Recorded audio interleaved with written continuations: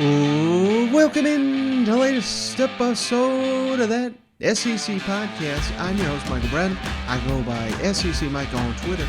And no Cousin Shane, giving him the day off because we've got our buddy Steven Lassan, Athlon Sports, back on the show. Going to preview each and every SEC matchup this weekend. We got 7 games, and man, we had talked for over an hour breaking down all these matchups. Steven, really appreciate his insight into these matchups. I know you guys are going to like it.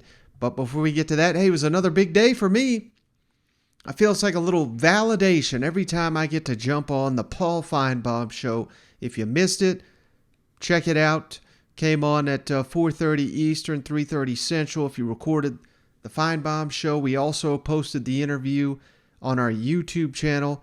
And I'm going to cut to a little slice of it here. Just give you a little preview here to check it out. But if I'm able to make Paul laugh during my appearance, I know I'm good. I know I'm going to be welcome back on the show. So I give you a little taste of a little back and forth I had with Paul Finebaum here on Monday afternoon. We are back. Michael Bratton joining us. It's been a while since we've seen Michael here on the show. I don't know why. He must have offended someone and got suspended. But he is back now. Michael Bratton, say hello to him from that SEC podcast. Michael, it seems like Jimbo Fisher is on the tip of many people's tongues today. What about you?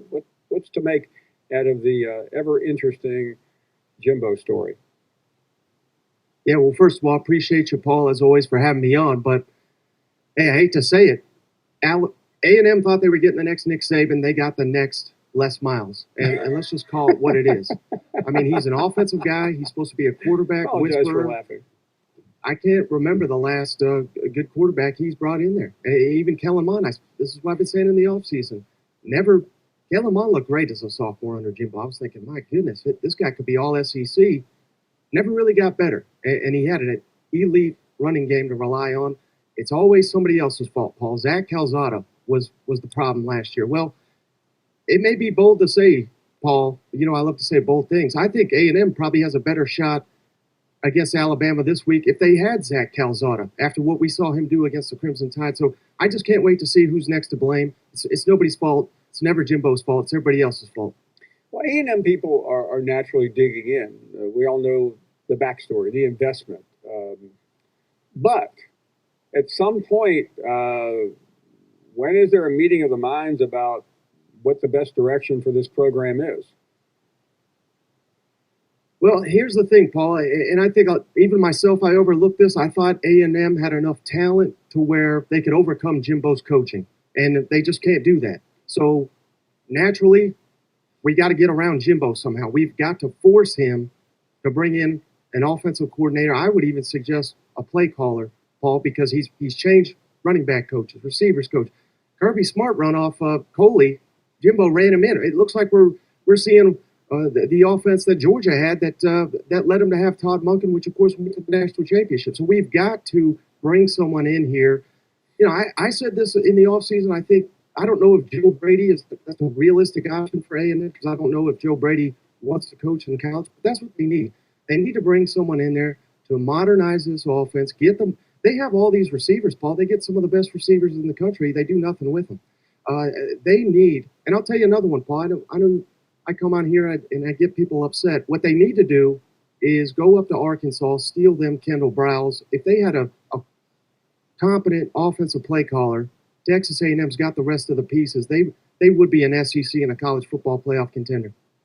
But as you know, Michael, to do all this, you have to have a head coach who's willing to get out of his own way. And so far, there aren't any indications that Jimbo Fisher is going to do that. And is there anyone like his boss who could lead him to do that?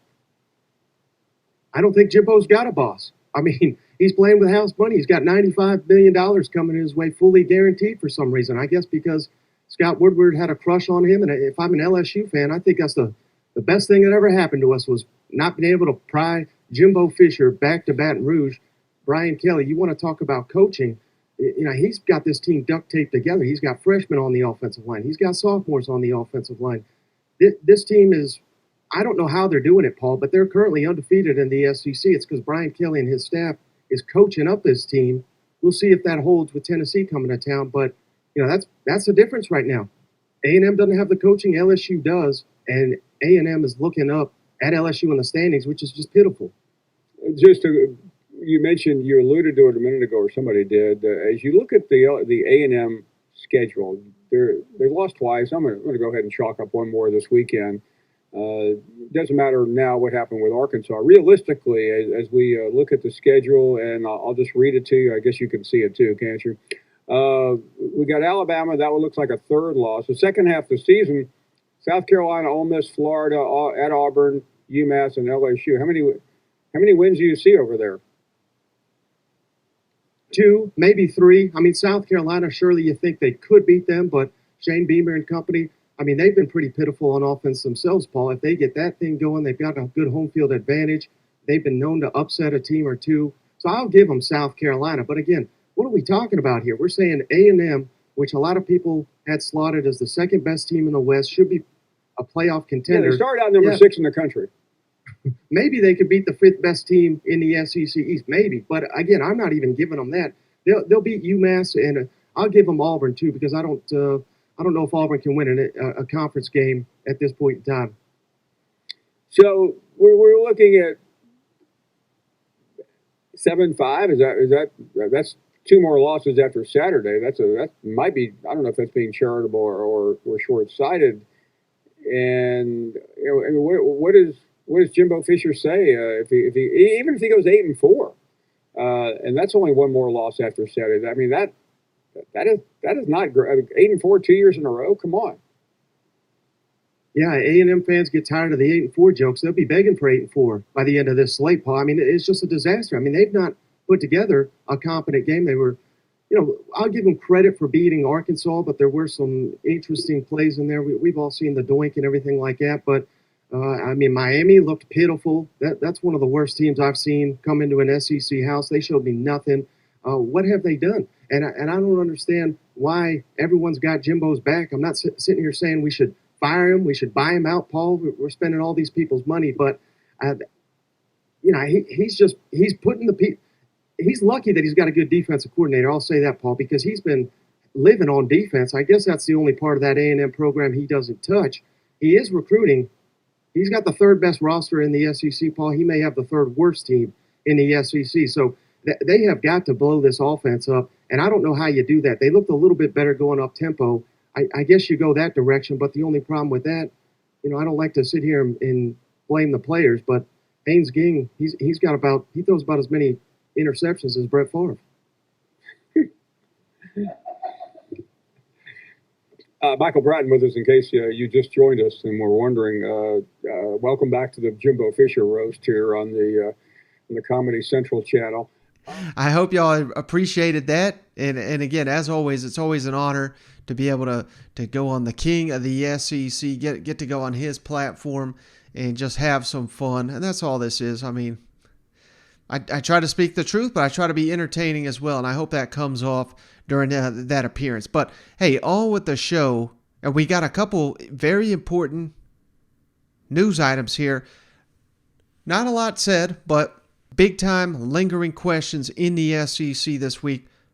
Starting right off the bat, Bryce Young, Nick Saban. You knew he was going to be asked about it. He was prepared for this one. He doesn't give us much, but when asked about Jalen Milroe, the backup, you could tell Saban, this is A&M week. He's been waiting, and you get a sense of it answering these questions. He mentions old Jimbo, and he don't seem too happy. Really, there's no updates on Bryce. He's got a little bit of a shoulder injury. It's not a long-term, type injury. He's going to be day-to-day when he can get back to, throwing. And we'll just have to evaluate it day-to-day. So I can't tell you if that's going to be today, tomorrow, or the next day. You've talked about Jalen Milroe's unique skill set. Just given that, is there a thought of maybe putting a package together for him regardless of Bryce's injury status? We already have one. So do you want us to put a new one together now just because he might play, or use the old one? I mean, we can do either one. I mean, I'll go talk to the offensive coaches and see. Talk to you that more often then? Again, I don't talk to Jimbo on a regular basis, but I'll call him and tell him right after the conference if you want me to. I mean, you guys think I'm going to tell you what we're going to do with our offense and our team? You might as well make it up. I saw today where there's headlines in the paper that, I'm going to keep it a secret what we're going to do with Bryce. It sounded like me making that statement, but I've never said that. But it was there in black and white. So you can make up whatever you want to make up. Look at somebody else's running quarterback and say they should put these plays in. I think that'd be a better way to do it. Ooh, boy. So, man, I hope for A&M's sake they come prepared, because it certainly seems like Alabama going to be up for this ball game, and like you knew they would. But on the flip side, we got questions lingering with the Aggies. Max Johnson banged up his thumb, was not able to finish the game against Mississippi State. What's his status? Much the same. Jimbo mentions old Nick here. You can tell these two, they're cut from the same cloth. Obviously used to work together, all the back and forth this offseason. No need to rehash all that. But will Max Johnson play, or will it be Haynes King? Jimbo kind of gives an update. You be the judge right here. Stay on the right, Brent, and then to the left side. Any update on Max Johnson? No, we'll go day to day. Banged his hand. We'll evaluate him as he goes day to day. And then obviously Haynes would be the guy. Yeah, right now we'll get Haynes and Connor ready to play if there's something there. But if not, we'll have to wait and see if Max can. That's day to day. So we'll have to judge. He'll get as much reps as he can too. So if I recall, Haynes made his debut, or at least against Alabama, at Alabama a couple of years ago. 2 years ago. Mm-hmm. And in terms of his evaluation, have you seen him handle the past few weeks? Been excellent. Stepped right in the other day against Mississippi State. He stepped right in the middle of a drive and took us down. And him and Max work hand in hand every day. They sit together, go over plays, go over concepts, talk about ideas. Very active in the meetings, very open in the meetings, helping Max. Hey, I see this. Coming off to the field, he's a tremendous human being. Handled the situation as well as any human can ever be expected to, and actually was a benefit and a help to Max on the information and things that are going on. You said Max day to day. Do you anticipate Haynes starting Saturday night? I don't know. We'll go day to day. Go to your left there, Travis. You wrap us up. What do you want me to do? Call Nick and tell him? Guys, come on, man. So it's just hilarious. Two West Virginia guys. They're basically saying the same thing, saying nothing there, going into this huge showdown here Saturday night, CBS primetime game in Tuscaloosa. Cannot wait for that matchup. How about Arkansas? They got a huge one on the road at Mississippi State. Mississippi State flying high after beating the Aggies. They've corrected their season after stumbling against LSU. Arkansas will be looking to do the same, but it sure as hell won't be easy, and it really won't be easy if KJ Jefferson won't be able to go. He couldn't finish against Alabama. Here's Sam Pittman. Give us a little update on KJ Jefferson. Down there in the red zone, but we got to ask the status of KJ Jefferson since he didn't go back in on Saturday. Well, he had some mild symptoms, and those are things that our doctors look at, saying, each kid's a little bit different of how they react, and we've had guys back within 3 or 4 days. We've had guys out for 27 days. So he's kind of a wait and see, to be honest with you. Now the big game in the SEC, maybe the best matchup of the weekend. LSU hosting undefeated Tennessee in Death Valley. Great news from Brian Kelly. This also on the Paul Finebaum Show. Hey, Brian Kelly opened for me. How about that? Jayden Daniels, good to go. Going to play against Tennessee. With him the other day, and certainly his injury situation is paramount to your success. What is the latest on that, if you could share with us? Yeah, I've always, Paul, felt like there's a difference between being injured and being hurt. If you're injured, our trainers are going to take care of you. They're going to pull you out of the game. If you're hurt, they're going to administer the things necessary and try to get you back in the game. He was hurt, but the pain level was pretty high, and So he wasn't able to finish the game, but he's much better today, and he'll be ready to play on Saturday. But that's the nature of a quarterback. That's one that likes to get out and run a little bit. He's going to get hurt sometimes, but injuries, he's not injured, and he'll be ready to go this Saturday. Jayden Daniels. And then last but not least, Cedric Tillman. Huge piece of this Tennessee puzzle, the Josh Heupel offense. Their most outstanding receiver, arguably the most outstanding receiver in the SEC, had the tightrope procedure, which they do that to expedite a return to the field. Here's Josh Heupel giving the latest on Cedric Tillman heading into this big matchup on the road at LSU. The report about Cedric Tillman, did he have surgery, and what's the update on him? Yeah, Cedric did have surgery. The timeline, he did that, just had an opportunity to speed up the recovery process side of it. We'll see where he's at. He was limited, but moving around a little bit today. We'll continue to see how it unfolds this week and see where we're at. So again, not a whole lot of information. These guys are not going to want to shed any light on what's going on. Most of these guys we may not know till Friday night, Saturday morning, if they're going to take the field or not, aside from, of course, Jayden Daniels, which Kelly says will be suiting up here. But just wanted to give the latest information as we get it here with these critical injuries. This is the time of year they say, the old cliche, nobody's fully healthy, but some key players could be missing from the lineup. And if they're not missing, could be limited this weekend in some of the biggest games in the SEC. Enough of me spieling all by myself. Let's kick it over to our latest interview with the great Steven Lassan. All right, well, we're pleased to once again be joined by Steven Lassan for his weekly appearance. You know him as Athlon Steven. Steven, thank you once again for joining me. Truly appreciate these conversations we have. How you doing, brother? Hey, Mike, I'm doing good. It's good to be back on the show, man. I'm looking forward to the month of October in the SEC. Conference play is sort of my favorite part of the season because, we've talked all about non-conference games, and now we're getting into the actual rivalries and conference matchups that matter. And hey, before you know it, it'll be time for November and rivalry games. So this is my favorite time of the year for sure. Yeah, and if you guys haven't already, little plug here for Steven. After, of course, you listen to our show on Monday morning, hop on. Steven and Braden Gall, they got their own Twitter spaces they do on Monday morning, breaking down the week that was in college football. Can you plug that real quick on what you guys are doing there, Steven? Absolutely. So every Monday at 11 a.m. Eastern time, we gather on Twitter spaces, myself and Braden Gall. You can follow us on Twitter at Steven and at Braden Gall. So from about 11 a.m. Eastern to noon, we're just breaking down the weekend. We go conference by conference, big picture issues.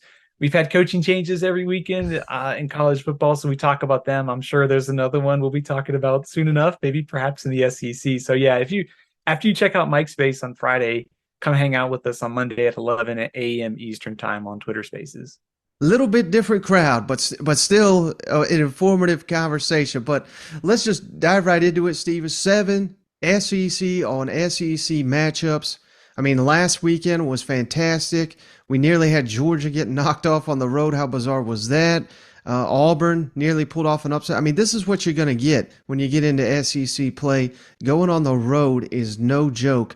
And that's what I wanted to ask you right off the bat. I think nearly everybody, Steven, is just going to be overlooking this matchup. We got undefeated Ole Miss on the road at Vanderbilt. And I know you're sitting here rolling your eyes. Vanderbilt, come on. Well, they've already won 3 games. Their offense is dynamic. And I'm not saying they're going to knock off Ole Miss, but this should be an entertaining, high-scoring game. What's your thoughts on it, Steven?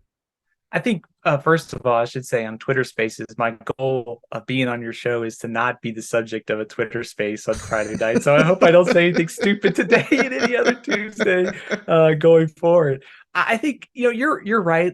It's sort of like my my college football spidey sense is going off a little bit on this game, because I think just the timing of it for Vanderbilt is really interesting, because you get Ole Miss off of a kind of a emotional top 10 game Now you go on the road to play Vanderbilt, who just had a bye week. So you basically had 2 weeks to get ready for this game. And Ole Miss coming off of the victory that it did with just all the emotions, a week later on the road, how do they respond? So I think it's a good spot for Vanderbilt. And we've talked all year. I think Vanderbilt is a better team. AJ Swann's off to a good start. He's now had a bye week to get even more comfortable. So I'm curious to see how they play because they didn't have many close games in SEC play last year. So this would be kind of a good chance for us to see where they stack up. Alabama's not really a great gauge for Vanderbilt, but I think we'll get a better idea this Saturday. Yeah, and I don't know if concern's the word, Stephen, but Jackson Dart on the road. Of course, I mean, they passed the Georgia Tech test with flying colors, but again, that's Georgia Tech. They turned around and fired their coach. So I don't know how impressive that truly is. And Jackson Dart came out strong against Kentucky, but man, he was kind of shaky there in the second half. I mean, it was near disaster. What's your thoughts on that? I mean, can they simply rely on the ground game in this one, or if Vanderbilt's got some good weapons, some good running backs. Like I said, I think they're going to score some points. I know Ole Miss defense has been stellar this season, but if it's a shootout, of course we're going to favor Ole Miss still, but it could get interesting, don't you think? Yeah, it really could. I think your point on Jackson Dart is one that still kind of hangs over this team for me. I do think from watching him at USC and watching him so far at Ole Miss, there's no doubt about the upside is all there. The question is how fast is it all going to come together? And I think some of that too is, I think maybe one of the most impressive things for me for Ole Miss has been how fast the transfers have blended together on defense and offense. I mean, the defense is near the top of the SEC in yards per play and scoring defense. Probably wouldn't have predicted that back in the offseason, given the losses and where they were 2 years ago. But, I think Jackson Dart's development is still kind of the big thing hanging over this team, going from Matt Corral to Jackson Dart. It's not necessarily a question. I think it's just that in this game, and then when you go down the road, for me in the SEC, he's probably going to have to make some plays to beat Arkansas. He's going to have to make plays certainly to probably beat Mississippi State, Alabama down the road too. So I think the schedule will get only tougher once you get into conference play. And if he can take that next step forward, second place in the West is kind of wide open for me at this point. And I think if he can continue to develop, then I think you feel better about Ole Miss pushing for that. If he doesn't, and in some of these games like you see Saturday against Vanderbilt, maybe if the rushing game isn't there, then that's going to be a big question to see what happens with the Ole Miss offense. Yeah, and you hit on all these transfers, all these moving pieces. They of course lost DJ Durkin. You kind of hit on the defense there, but how surprised are you that they're playing up to this level? I mean, as Kiffin says, we just held the number 1 overall pick to 19 points. I mean, that's probably the most surprising unit in the SEC to me after a month and a game. Completely agree with you. I am really surprised that this Ole Miss defense has been as good as they've played so far. I mean, near the top of the SEC, and like we said, yards per play and scoring defense. If you would have told me that, I would have said, yeah, maybe after playing, Troy and Central Arkansas, and maybe they would give up some more yards. But they held on after playing Kentucky on Saturday. I think the test will get tougher, and I think Kentucky's struggles on the offensive line certainly had an impact in how that game played out. So I think we'll see going forward where they end up. But I think, 5 games into the season and the transfers have showed up and they've been playing well in the stat sheet. And I think whether, Chris Partridge, how he handled that DC role, considering what Durkin did in his first, over his tenure at Ole Miss, was a question for me. And so far, I think so good for the Ole Miss defense. To your point, it's been the most surprising development of the year for me in the SEC so far. Now, one last thing on Ole Miss, Stephen. I don't want to get too ahead of myself here, but if they end up winning 9, maybe even 10 games, or for their sake, hopefully better, do you consider Lane Kiffin for Coach of the Year if they, were to get back to 10 wins? I think you have to. I mean, just the personnel losses from the previous year. And I think anytime you lose a quarterback like Matt Corral and his value to the team, and if you can keep them up in that, double-digit win range, I think absolutely so. And that we're in this new era of college football where we just don't have a lot of data to know how transfers and the roster overhauls are going to work from year to year. But I think if you can make it work, like that's a sign of doing a good job as a coach, obviously, to be able to bring in all that talent and mesh it with your returning pieces. So if that happens, he would absolutely be near the top of my list. There's, Josh Heupel, considering if we'll see what happens with Tennessee, but if Ole Miss wins double-digit games, I suspect Kiffin will get a lot of consideration for Coach of the Year. Now, how about this one, Stephen? Missouri at Florida, and I can't believe when I threw out this schedule on Saturday night, everybody's like, well, I see a bunch of snoozers. I mean, come on, Stephen. I mean, even this game. I mean, last year, overtime thriller. Missouri gets a win.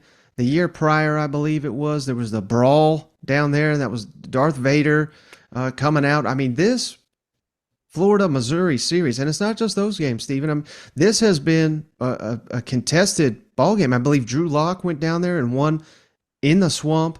That I know that really doesn't have a ton to do with this matchup here, but Missouri just went to the wire with the number one team in the country.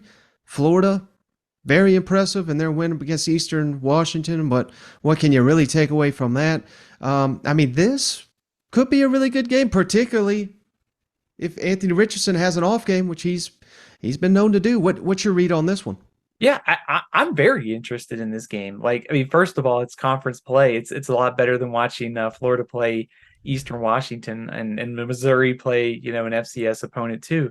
But I do think you mentioned it there from Missouri. Their last two games, they were kind of around a 10-point, 9-point underdog at Auburn. Could have easily won. They took Georgia, the number 1, 2, or 3 team, to the wire on Saturday. So has Missouri improved quite a bit since maybe week 2 or 3? I think that's certainly a valid, argument based upon what we've seen. And also, to your point, Florida has been up or down. Like, they may show up and play like they did against South Florida. They could play like they did against Utah or Tennessee. And we're talking about 2 different games. There's such a wide variance of how this game could go. But I think that's what interests me the most is Missouri going to get the same effort that they did against Georgia on Saturday night? Florida played Sunday. It's a shorter week to get ready. What Florida do we see? Do we see Richardson continue to progress? There's a lot of intrigue for me in this matchup for sure. Now, how surprised were you, Stephen, that Missouri went toe-to-toe with Georgia? Because the spread, I believe, was 28, 29, something like that. I picked Missouri to cover by 1 point. You know what I mean? It's like I never thought it would go down to the fourth quarter, but this is Georgia. They kicked 2 field goals in the first half. They didn't score a touchdown until the fourth quarter of that game. What in the world happened in that ball game? Do you credit Missouri for tenacious defense and making things happen, or is it more of an issue? We'll get to Georgia game in a minute, but is it more of an issue you think of Georgia having issues? What's your read on that? Is it possible that maybe it's both? I think Missouri had a really good game plan on Saturday. They were just really aggressive at the line of scrimmage and stopping Georgia's run. And it's been 2 weeks in a row that Georgia hasn't quite played up to the normal Georgia standard that we're used to seeing. And also the turnovers for Georgia the last 2 weeks.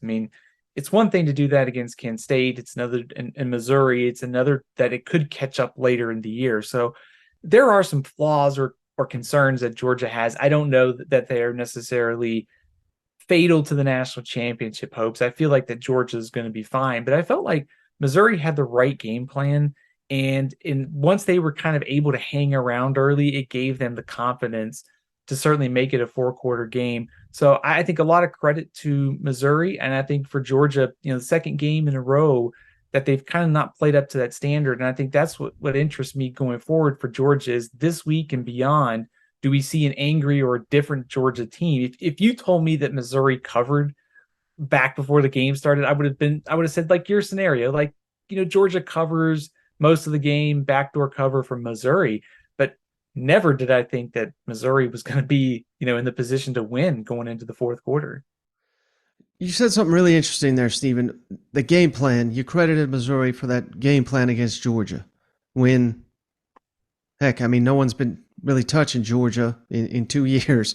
And then if you go back, I know this is a while back, but the COVID year, right out the gate, Missouri got Alabama.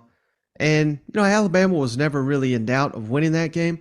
But if you recall, Alabama just wrecked the entire schedule they played. And I heard coaches say, we went back and studied what Missouri did against Alabama because it was a fairly competitive game. And you got to remember, that was Drink's first game, no spring.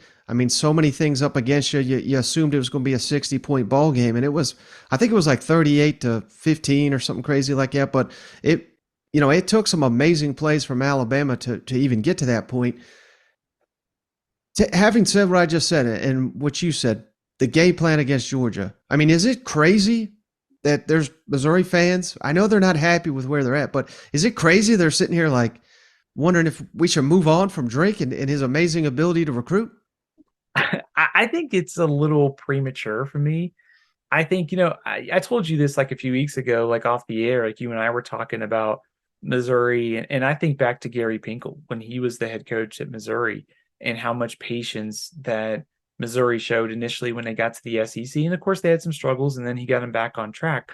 But we are also in this weird space of college football where we just saw Paul Chryst get fired at Wisconsin.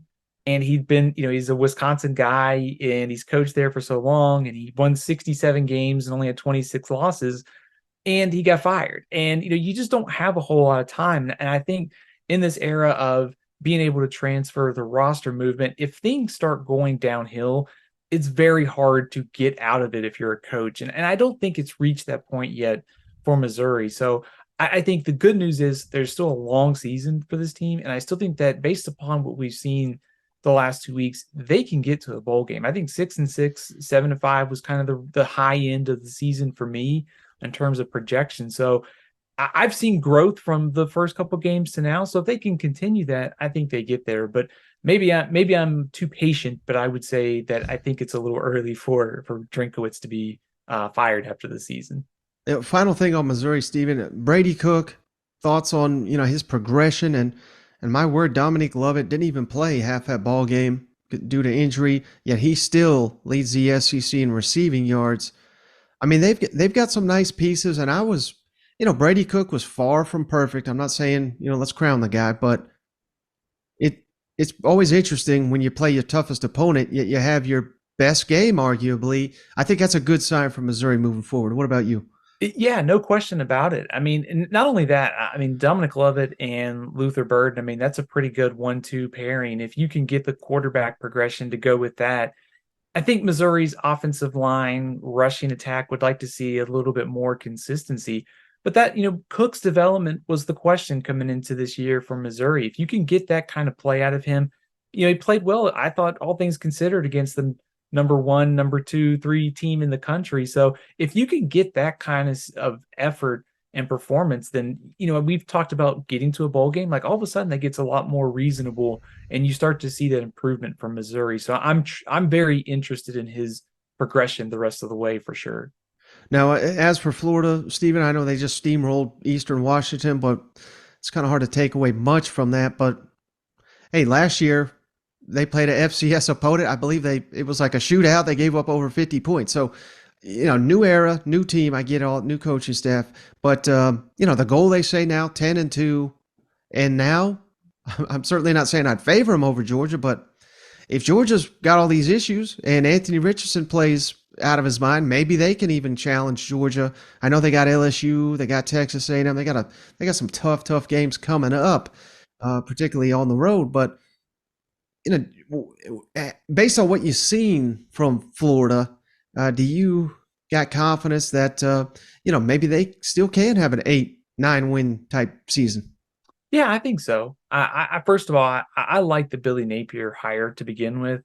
And I think that Florida was one of those teams, just with the new pieces and Richardson's development, that it probably was going to take a little bit of time. I think we had him outside the top 25 in our preseason rankings. And I think that's probably where they end up this year.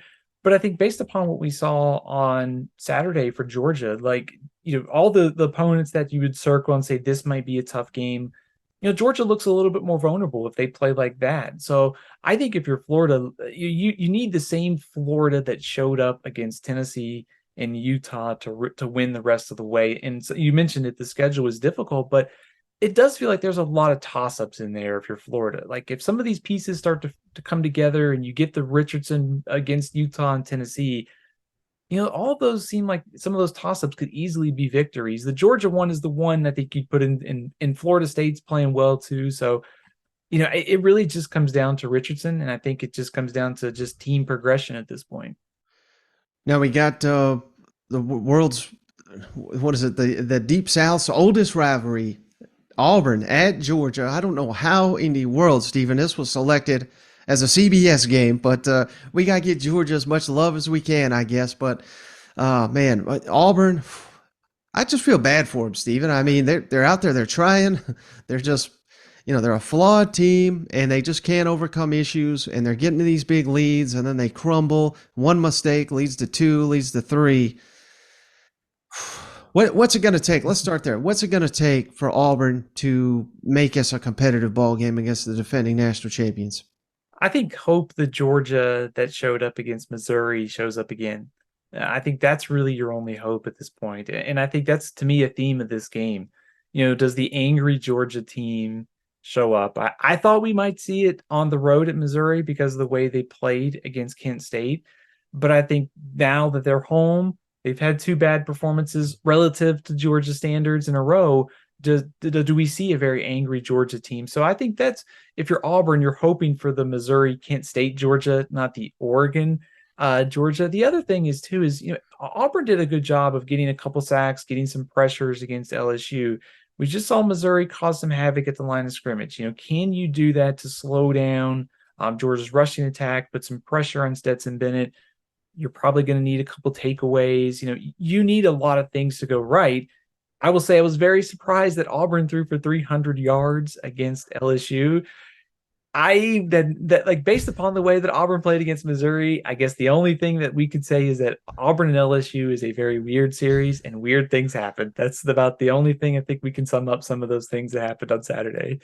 Now, as for Georgia, we hit on them a little bit already, but how concerned are you, Stephen, if at all, that, man, we are lacking some weapons here? I mean, they got good running backs. Are they great? I don't think so. The receivers, I know they're banged up, but what do they got there? I mean, they've got Brock Bowers. He may be the biggest freak in college football, and number two may be Darnell Washington. So I'm not completely selling short what they have to work with, but tight ends will only get you so far. You know what I mean? If you're gonna beat in Alabama, at Ohio State, whoever you're gonna face down the line, you need explosive plays. We're not seeing much of that, and maybe there's a reason why Brock Bowers is running the football for you, because you're lacking some elite playmakers. What's your read on where Georgia's offense is, which they look like the college football's most efficient machine there for several weeks now? Serious questions about the Bulldogs. I think Kirby said it after the game that they just got whipped at the line of scrimmage against Missouri. And it's a little, I think, odd for me because, coming into the year, Georgia's offensive line was probably one of the better ones in the SEC. And I think guard play, is something that a lot of people have singled out so far. Like, they need to get better at some of those spots. But there's a lot of talent there, and there's a lot of talent at receiver. And I think my concern level is pretty low right now for Georgia. I think they've had two iffy performances relative to Georgia standards.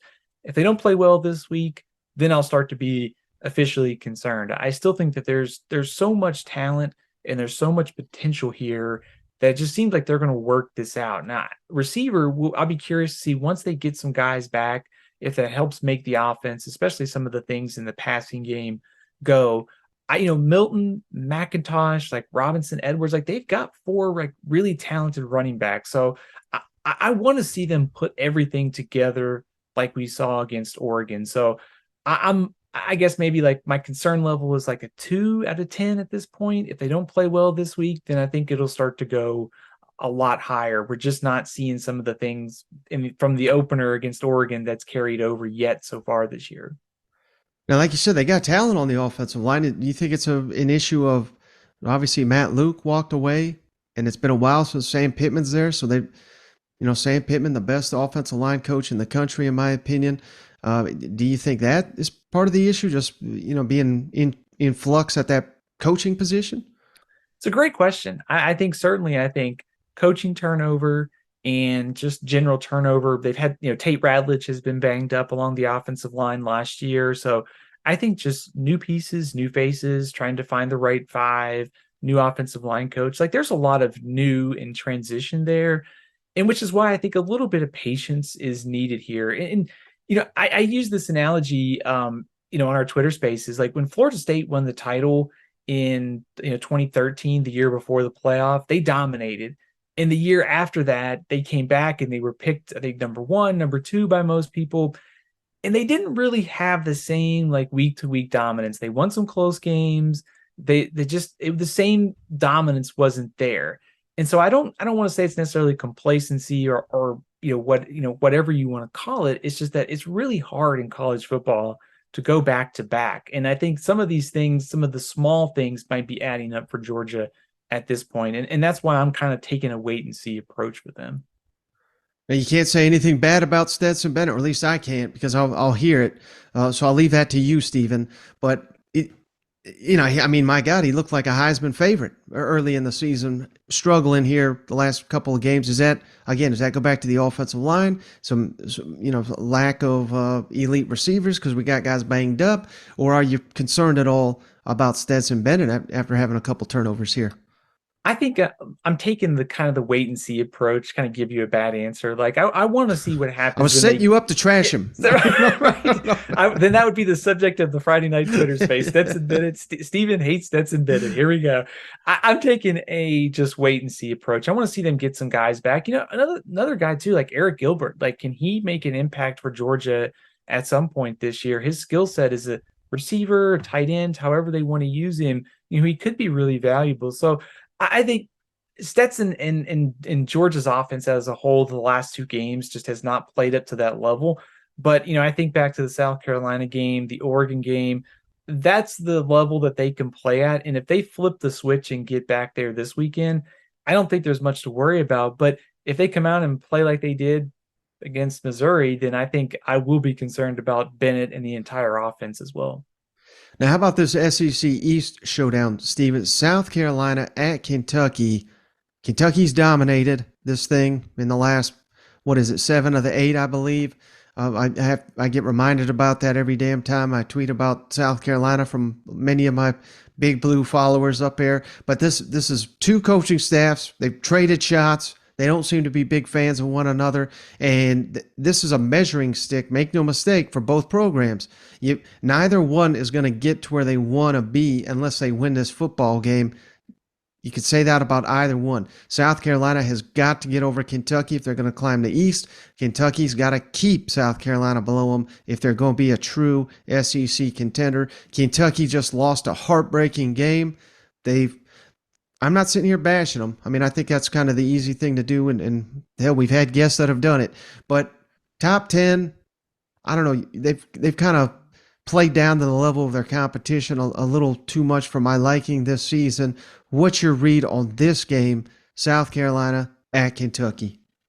Who would have thought, I guess, back in the offseason that maybe the more spicy rivalry might be South Carolina-Kentucky as opposed to Saban and Fisher, or maybe the more interesting game. I mean, I think for Kentucky, I think you're right. I mean, I don't really find a reason to like nitpick them too much based upon what happened on Saturday. I mean, yeah, they had some mistakes in special teams and the turnovers late, but they just Ole Miss was favored by 7-8 points or whatever it was, and they just took them to the wire. If one or two plays go differently, they win, and we're talking about the top 10 ranked Kentucky team. Maybe Kentucky's not a top 10 team, but I also think that the middle of college football is just really clustered close together. So it's not surprising to me that we're going to have a lot of teams beat up on each other, a lot of close matchups. But I think you're right in the setup for the game.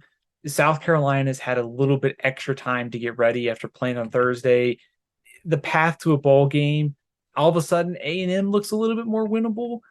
If you're South Carolina, like you've got to you may have to pull off an upset or two the rest of the way to get to that 6 wins. We saw South Carolina get hot at the end of last year. So I'm curious to see how they measure up on Saturday. But I think kind of the matchups for me are, Spencer Rattler against a good defense. He's thrown the most, I think, interceptions by an SEC starter this year. And I think for Kentucky, this is a matchup that South Carolina, with the way they've played in the line of scrimmage this year, it's a game that really Kentucky probably should be able to take control of the line of scrimmage and sort of, control the pace and the way that this game flows.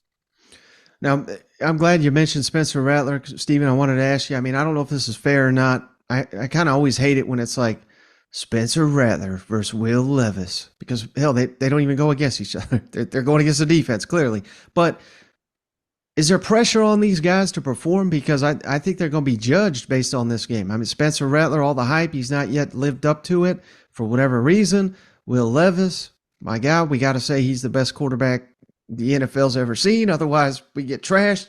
But you can't lose to Spencer Rattler if you're that good of a quarterback either. So, I mean, to me, Stephen, I see pressure, two different forms of pressure on both these quarterbacks. Spencer Rattler is supposed to be better than Will Levis if you're just going off, the recruiting and all the hype and all the NIL and all that. What's your read on the pressure on these quarterbacks to perform in this matchup? Well, I think there's pressure just based upon the way the teams are built this year, too. I mean, South Carolina and Kentucky both have had issues with line of scrimmage and getting kind of a consistent running game. I think if you're South Carolina, you have to like Marshawn Lloyd, continuing to get the ball more and be, productive over the last couple games. But I think to your point, I mean, these two teams are probably going to rise and fall with the starters based upon the way that the offenses are constructed this year.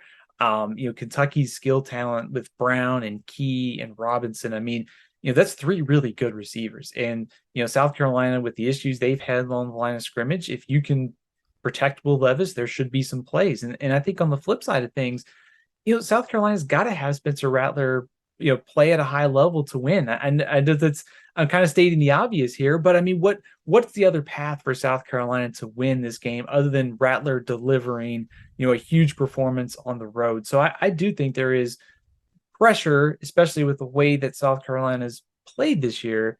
But I also think that just in general, the way these two teams are structured right now, you need them both to deliver on Saturday. Now, I know it's very different, so maybe not the best comparison, but Ole Miss, they were able to run on Kentucky. Marshawn Lloyd, let's not overlook him, Stephen. He's been one of the biggest pleasant surprises in this SEC season. Is it possible that you'll ride Marshawn Lloyd to a road upset? What's your thoughts on that? I think if you're South Carolina, you want to see you want to be able to run the ball. I mean, that's been one of the things about South Carolina from the first couple weeks of the season. I thought is just too one-dimensional, too many third and longs, and then I've been sort of a Spencer Rattler defender from when he was at Oklahoma and started South Carolina. He just needs more help. So if you're able to run the ball, all of a sudden that takes some of that pressure, like we've talked about, off of him. So I think Lloyd's progression is good. I still think that South Carolina's offensive line is a big question for me and might be the biggest reason that if we're talking at the end of the year, they're 6-6 or 5-7. If they get to 5-7, it might be because the O-line just isn't up to the standard that they need to win the SEC.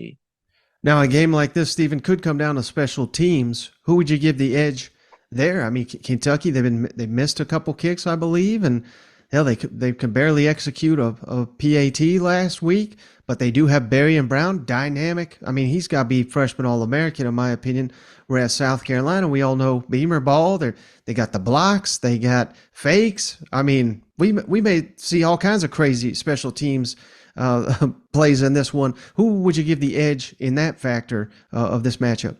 Man, that's a great question. I will say, I think one of the underrated hires of Shane Beamer was Pete Limbo, the special teams coach. He was a really good coach, head coach at Ball State a few years ago, and just being an assistant now. I think he's a very, very good and very underrated assistant coach for Shane Beamer. But you mentioned it, like a play like that. I know the spread's 10.5, but you get the feeling that this one might just be just a little closer, just based upon the way Kentucky has played down to people. We're not necessarily played down, the games are just closer. So I think a play like that on special teams with a block, like that may be something that helps South Carolina stay in the game. I think if you're Kentucky, you mentioned it. I mean, the kick returns, and it's really hard for me to envision them being that questionable on snaps or field goals once again. So this might end up being a wash, but I think if you get a play, a block kick or a big return in a tight game like this, that might be enough to swing in one of the directions.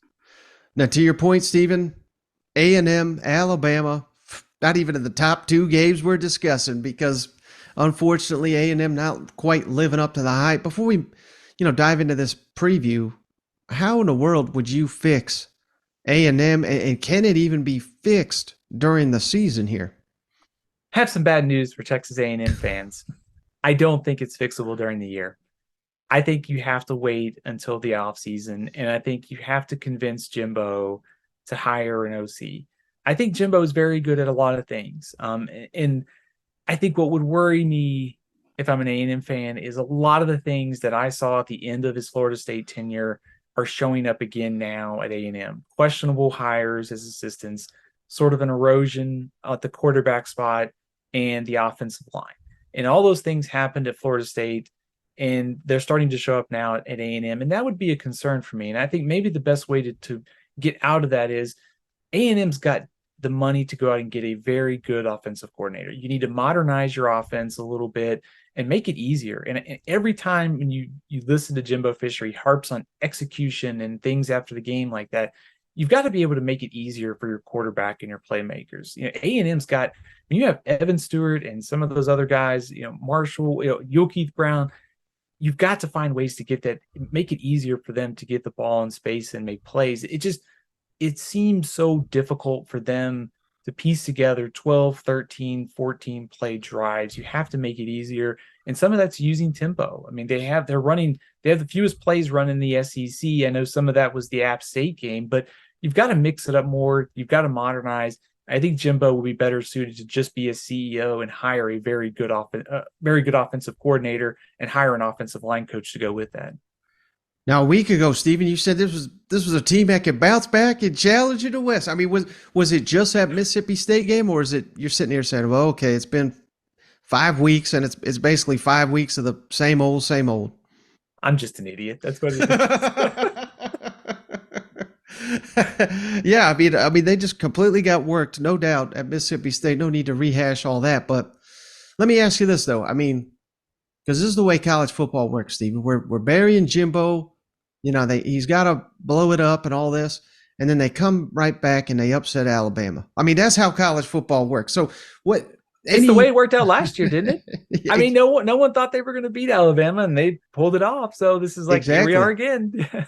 Right. And is there something to the psychology, Stephen, of this matchup? I understand Alabama's going to have revenge, and they're at home, but they've been known to lose a game or two at home, even to Texas A&M. Anything to the Aggies having at least some psychological advantage that they're not afraid of Alabama. They know they can beat Bryce Young, Will Anderson. They've done it. Now they just got to execute, and maybe they can pull off the huge upset this Saturday. Yeah, no question. I think that's huge. I mean, it's sort of like toppling the giant. Once you did it once, it's sort of like you take away the mystique of Alabama. It is going to be tougher in Tuscaloosa, certainly. And there's so many angles to the game with Jimbo and Nick Saban and the quarterbacks for both teams. But yeah, I do think A&M from a roster perspective, I mean, they've got a lot of talent. I mean, they beat Alabama last year in A&M's territory. If they can sort of get over the road environment, I think maybe that this game is a little closer than we think. It's going to be tough. I will say, my jokes aside about being an idiot for thinking that A&M maybe had turned a corner. I think the win over Arkansas, I think, gave me a little bit of optimism that they could sort of ride the defense, running game, timely passing. But it's pretty obvious that formula is it's going to be very hard to sustain over the course of a full season. So I like what I saw at Mississippi State, and I think you like what you see out of Ole Miss too. So that middle of the West is going to be very difficult. And it's just when you don't have a very wide margin for error, quarterback play could be a little iffy at times. It's going to be hard to overcome. I will say one other X factor that I think for A&M to keep in mind later this season, Connor Wigman. At some point this year, you have the 4-game redshirt rule. They play, I think UMass in November. They have some home games. Maybe you give him a chance at some point. I know Jimbo's offense is really complicated for younger players at times. but what do you have to lose at some point? And at some point, you think you have to give the young guy a chance. So long way of answering your question on the Alabama home field advantage and A&M sort of mystique there.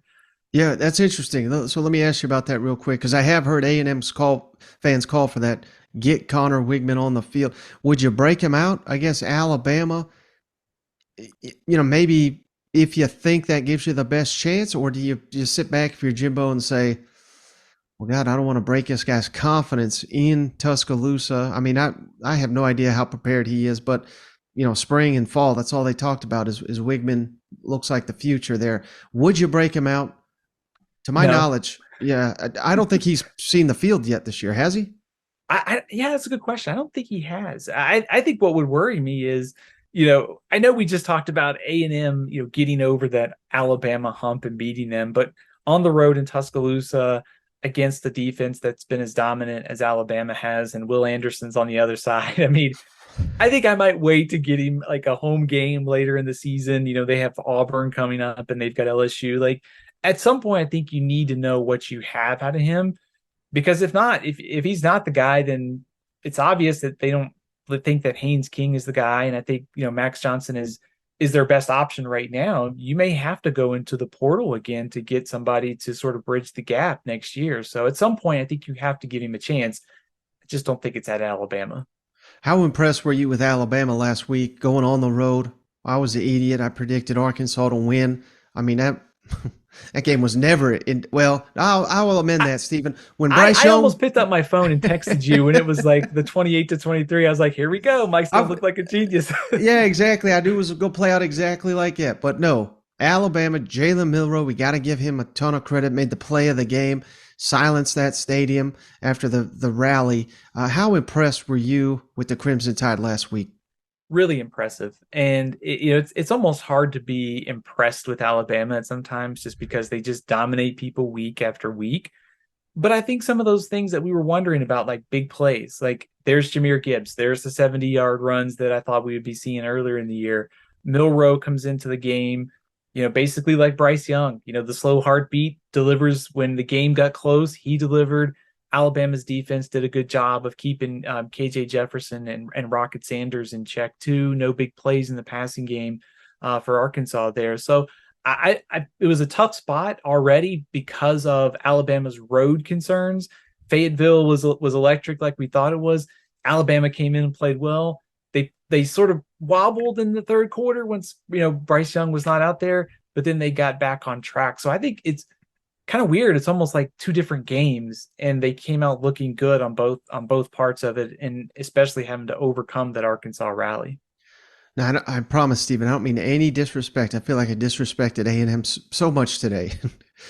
Check out the Paul Finebaum Show if you missed it. But let's say Bryce Young is capable of playing, but he could also risk injury. Is this a game where do you even need Bryce Young? I guess is my question. With next week at Tennessee, huge game, probably more for Tennessee than Alabama, but still, that could be Alabama's toughest test of the season, considering the team and where the game's played. I don't know. What's your thoughts on that and how this team changes with Milroe if he has to start against A&M?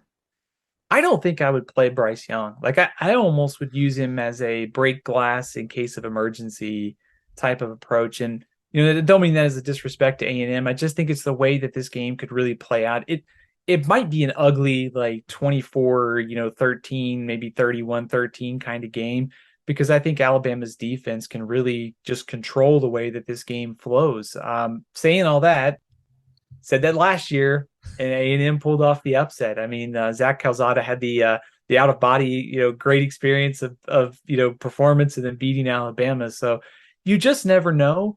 But I think if you're Alabama at this point, Tennessee looks like the tougher game. And if you get Bryce Young at 100%, as opposed to risk him being injured, maybe potentially worse, I don't know that I'd play him this week. I think I would roll with Milroe and try to win with defense, which I think Alabama can certainly do. Well, last week, Stephen, I had all my Razorback colored glasses, and I was looking at these Alabama defensive stats, and I was saying, well, who the hell they played? I mean, the only team with a pulse is Texas, and they lost their quarterback. this defense is not what it's cracked up to be. Well, they proved me wrong on Saturday, brother. So is this, in your opinion, the best defense in the SEC and maybe even the country? I think right now you'd have to say so. I mean, I think Georgia, I think is going to be very good. The new pieces eventually will be fine for Georgia, and they're not really giving up that much anyways. I know they've given up 22 points a game the last 2 weeks, but it's hard to beat what Alabama's done. I think, to your point, strength of schedule for every team is almost a bit of a question mark at this point because we've played 5 games, a lot of them non-conference matchups. But I mean, Alabama held Texas under 20 points and did a good job with KJ Jefferson on Saturday. So I think right now they probably are the best defense in college football. Mm. Now, how about this matchup, Steven? I mean, if you overlook this one, you just don't like football. I mean, Arkansas, Mississippi State may not be one that, the national radar is tuned in here, but this has always, as long as I can remember SEC football, this has been a great, fun series. Sam Pittman, 2-0 against Mike Leach, and I believe both times Arkansas is the underdog. I could be wrong about last season, but either way, that went down to the wire. We've got just a tremendous matchup here, Stephen. Mississippi State's got that momentum after thrashing A&M.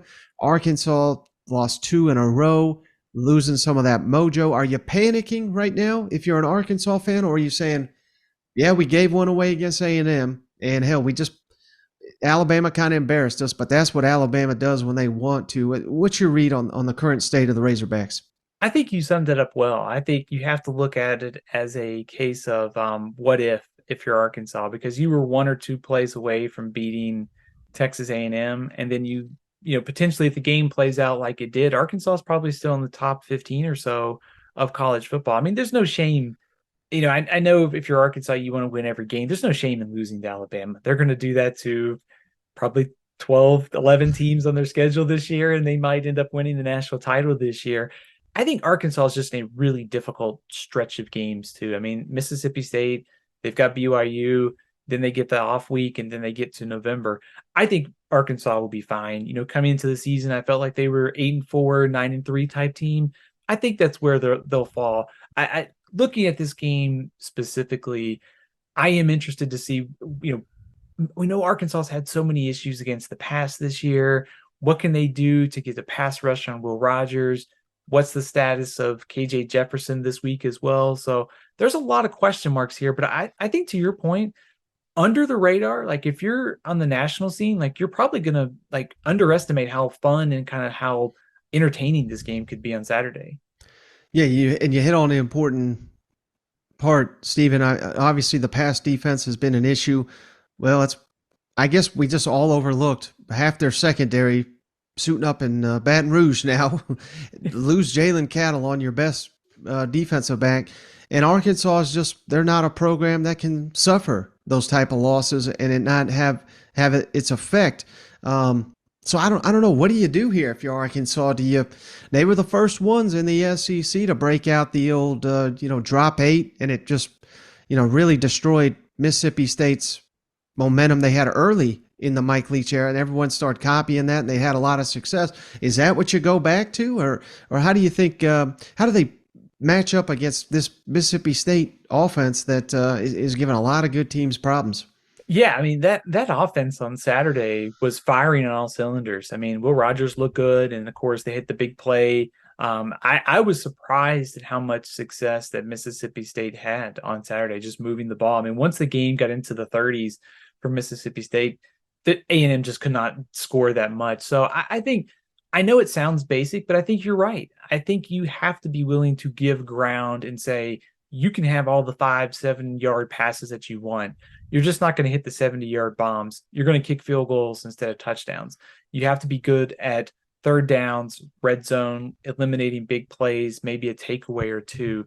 And you have to be able to get pressure on Will Rogers and sort of speed up the process. So those are some of the things that if I'm Arkansas, I know it sounds basic, but I think that's the way you have to do it. You have to give ground, but hold in the red zone and not give up touchdowns, which is what A&M couldn't do on Saturday.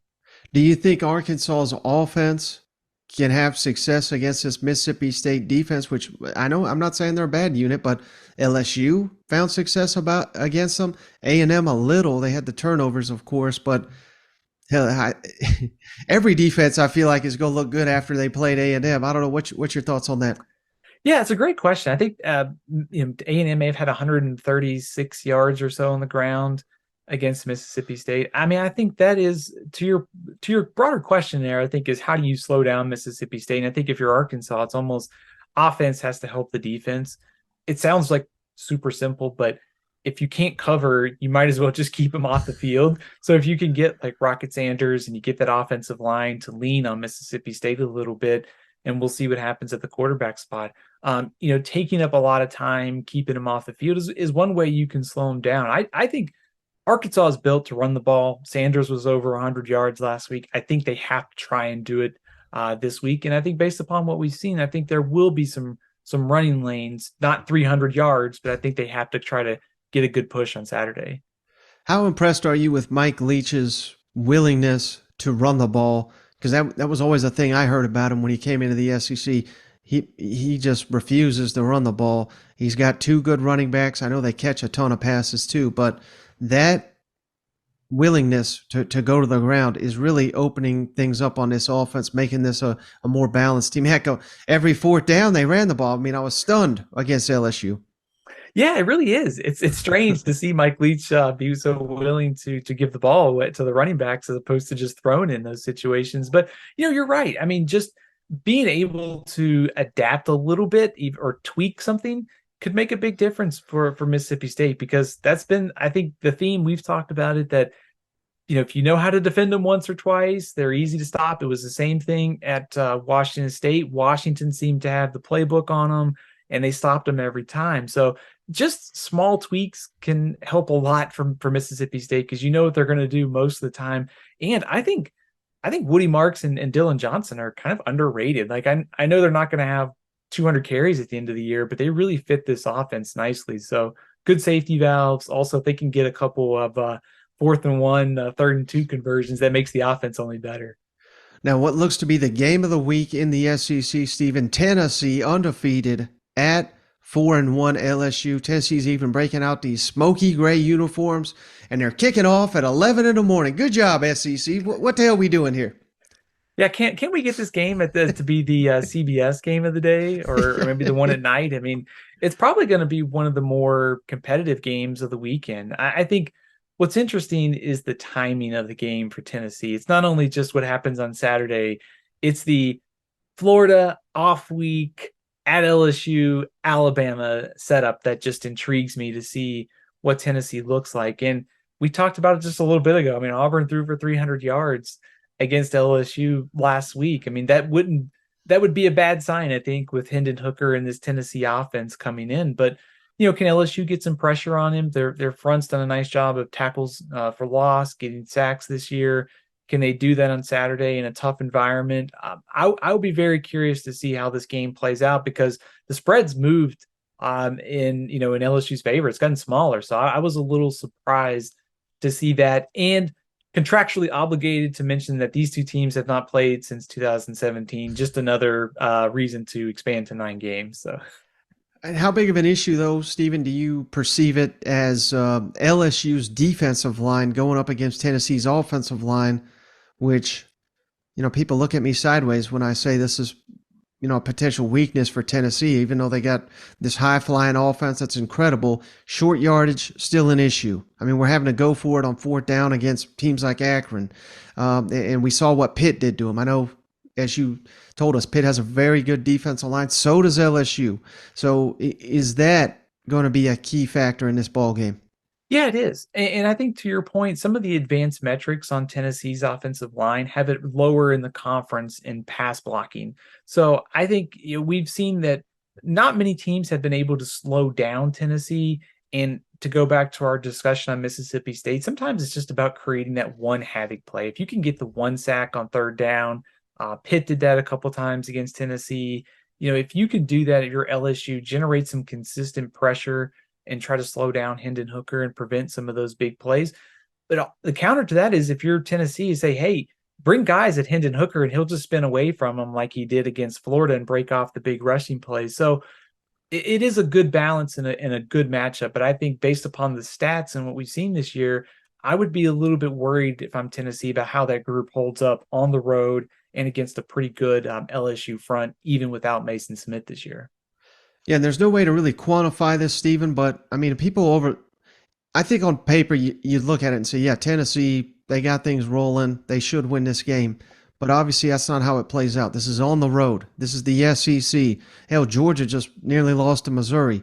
Mississippi State, which they still may be one of the best teams in the SEC, they lost to LSU on the road. I mean, this is not easy, Stephen. So how much, even though that it's early, how much will the crowd be a factor in this? And I mean, these are the games. LSU is not expected. No one was picking LSU to win anything of significance, yet they look like they're getting better and better. But these are the games, if you're legitimate SEC contender, like some Tennessee fans think the Vols should be, you simply have to win these games, but it's not going to be easy, is it? No, not at all. I think, too, you said it best there. We saw what happened last weekend in the SEC where Missouri nearly knocked off Georgia. We've seen that Alabama's had trouble last year. I know it was Florida and Auburn and A&M, and there was some good teams in tough spots in there. But, this is not an easy spot for Tennessee. I mean, I don't think you can overlook LSU. I think LSU's been probably one of the harder teams for me to get a read on just because they've been like all over the place. And it almost feels like they need to sort of go back to more of what they did in the second half against Florida State and Mississippi State and, run some tempo, let Jayden Daniels move around and make plays. But I mean, in Baton Rouge, and these two teams haven't played recently, so we don't really have a kind of a great frame of reference to see how these two teams match up. But if you're Tennessee, I know there's going to be a lot of talk about Alabama. You can't overlook LSU going into this spot. I know they've been inconsistent. The offense can be hot or cold, but if the defense gets a couple stops and Jayden Daniels gets on the move and make plays and LSU's near the top of the SEC in time of possession, I know it seems weird to talk about time of possession, but if you're keeping the ball away from Tennessee and you're getting pressure, all of a sudden the game gets a lot more interesting later on. What about the matchup of Tennessee's secondary, which has struggled? I mean, Anthony Richardson just tore them apart, even though some of that was, late in the game. They had to force the issue. But, Stephen, I don't know if you've ever in your life, you're probably the perfect person to ask this, but LSU had 5 passing yards in the second half. I guess Auburn had won the game. I mean, I don't know if that's ever happened in the SEC, 5 passing yards. But can LSU, I know they got weapons. Jayden Daniels, he's been good. I don't believe he's thrown an interception the entire season. Is LSU positioned to take advantage of Tennessee's issues in the secondaries, or what's your thoughts on that? It's a good question. I think, first of all, I think if you're LSU, it has to start up front. And I think we started to see that this group may be coming together a little bit when they played Mississippi State. And I think Dellinger's supposed to be back this week, too. So they're getting, I think the front starting to come together is helping all things. Jayden Daniels was banged up, too, against Auburn last week, but it looks like he's going to be full go for Saturday. So I think LSU's receiving core is better than the one that Tennessee had trouble with against Florida. And of course, Tennessee just lost a corner for the rest of the year too. So I think that is a matchup that LSU has some opportunities in. I think if they can get some tempo, they've got depth at receiver, they can move the ball through the air. I think we're seeing the ground game is coming in a little bit, but I would still take my chances if I'm LSU. I don't know if you want to trade punches, but I think there are opportunities to be able to move the ball through the air. Yeah, and I'll just tell you now, Stephen, LSU is going to be in third and long all game, and here's what's going to happen. Jayden Daniels rolls out to the left. Jayden Daniels rolls out to the right, and he's going to pick up. They need 8, he'll get 9. They need 7, he'll get 8. Time and time again, trust me, as a Tennessee alum, I know how this plays out. But, I mean, that's going to be LSU's recipe, right? I mean, pounding the ball and probably relying on Jayden Daniels on third and long to run it. If it's not there, he seems like a one read, then he's off. But Tennessee struggles against these guys. This game is – if LSU has success on the ground and eats up the clock, that's their key to success too, don't you think?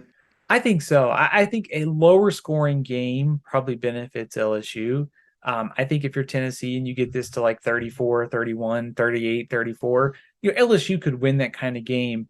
But in a high scoring game, I'm going to take Hendon Hooker like every time. I'm going to take Hendon Hooker and the Tennessee receivers, even if Cedric Tillman doesn't play. But I do think if you're LSU, this has got to be a Jayden Daniels type of game. Like you've got to be able on defense to create some pressure, cause some havoc. But offensively, I think you've got to be able to sort of, use your tempo to your advantage and sort of control the possession, control the pace of the game. Some of that is Daniels with his legs, short kind of controlled passing. If Jayden Daniels has 90, 80, 90, 100 rushing yards, I think that's probably a bad sign for Tennessee's defense. I think you want to make him stay in the pocket and go through the reads. And if Tennessee does that, then I think that they have a pretty good chance to win on Saturday. Last thing, Stephen. Tennessee, with Georgia's struggles, again, Alabama struggled a couple weeks ago, and now they look unbeatable. Bryce Young's hurt though. I'm just seeing, Stephen, we're not rooting for injuries. I hope Bryce Young is 100%. I hope he's 100% this week and plays. But if he's not, if he's banged up, maybe that cracks the door open for Tennessee. Are the pieces aligning for Tennessee? Hendon Hooker maybe have a Heisman type year and Tennessee to have a magical run, or do you still need to see a little bit more from the Vols for that to happen? I still need to see the improvement from Tennessee's defense. Now, in offensive line, some of Tennessee's defensive things they just need more players. It's only something that's going to be solved in recruiting over the next 2 or 3 years.